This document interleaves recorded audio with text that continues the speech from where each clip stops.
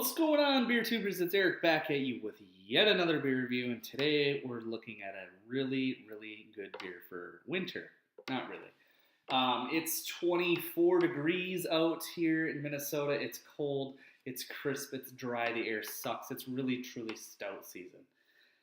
But a coworker of mine, Sam, thank you so much for providing this beer for a re-review, something I don't ever get, and this is about 8 days old.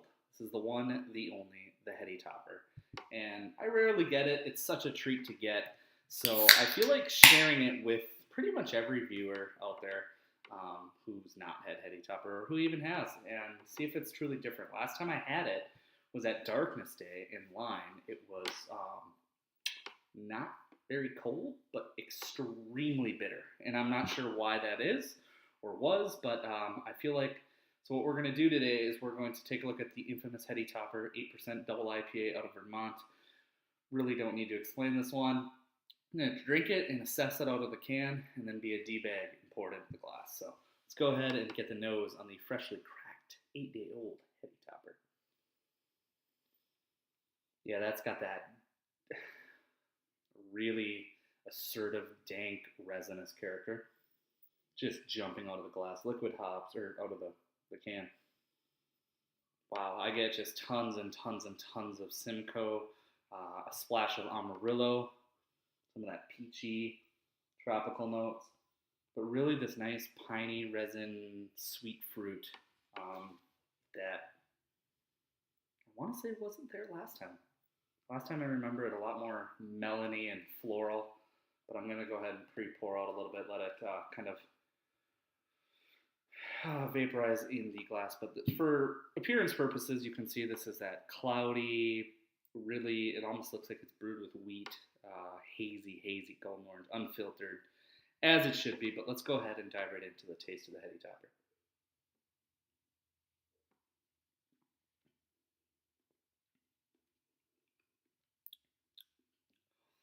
That's how I recall it. God, you guys who live in Vermont are so frickin' spoiled, or who live near Vermont in general, where you can get Heady Topper and Hill Farmstead and Lawson's Liquids, or Finest Liquids for that matter. God, it just tastes so good. Let's go ahead and really dive into this one.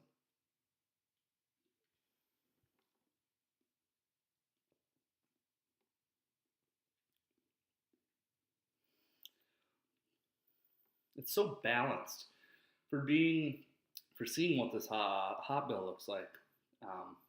This is not bitter at all, by the way, compared to the last time I had it. It's bitter enough to let you know it's there, but this is just like drinking this liquid balance of hops. Some dankness, some of that green, really fresh character, slightly grassy floral, but really it's just this big old pine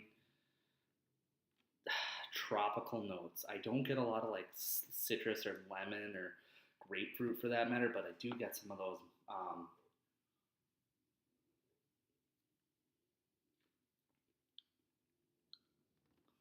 kind of like a fresh honeydew melon.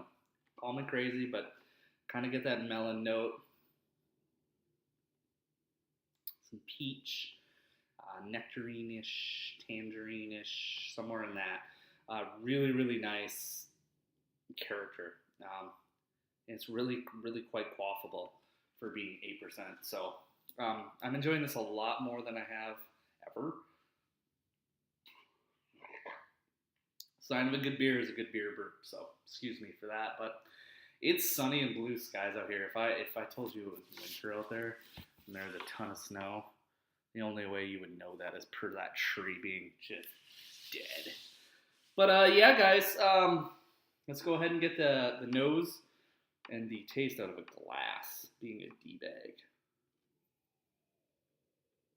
You know, I finally agree with the can. I always thought I wanted to see this beauty in a glass and crush it in the glass, but some of that really pungent green aroma, fresh liquid hops, dissipates when you pour it into a glass. But then some of that alcohol starts to come through in the glass. So it kind of lets you know it's 8%. Yeah, but it still smells freaking out of this world delicious. It's pretty cool that Heady Topper can be as decently consistent as it is. Cheers.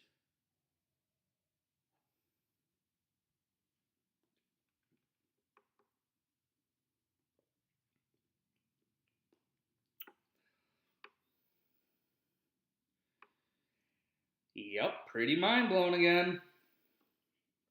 There's those Amarillo characteristics. Simcoe. You almost get some of those Apollo hops. Apollo has a very distinct, to me, clean bitterness, albeit a bit harsh. And it's not harsh here because it's balanced so well with all the other hop additions. And yeah, God, some of that orange peachy character just lingers on with some bitterness and some pine and some resin.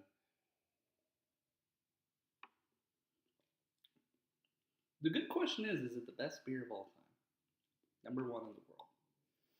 Is it worthy of that ranking or assertion? I don't know. I never will fully agree with that. Um, the best IPA? I don't know. Definitely a top 10, top 5, if you're really arguing.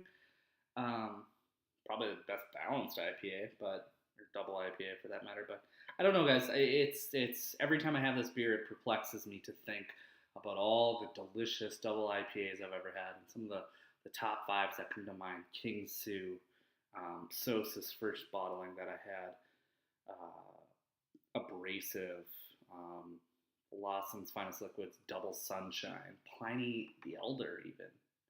Um, yeah, so as I was saying before I was so rudely interrupted, that Heady Topper is not certifiably identifiable as the number one beer in the world. Granted, it is on Beer Advocate, but what does that mean?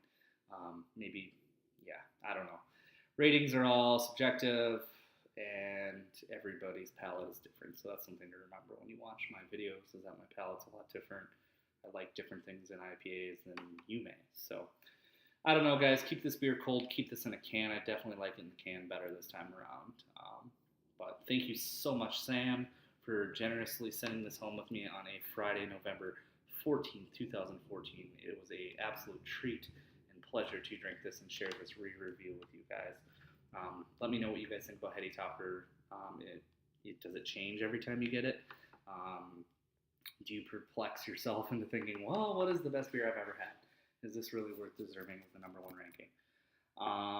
With that said, happy weekend to all of you, and we'll definitely see you in the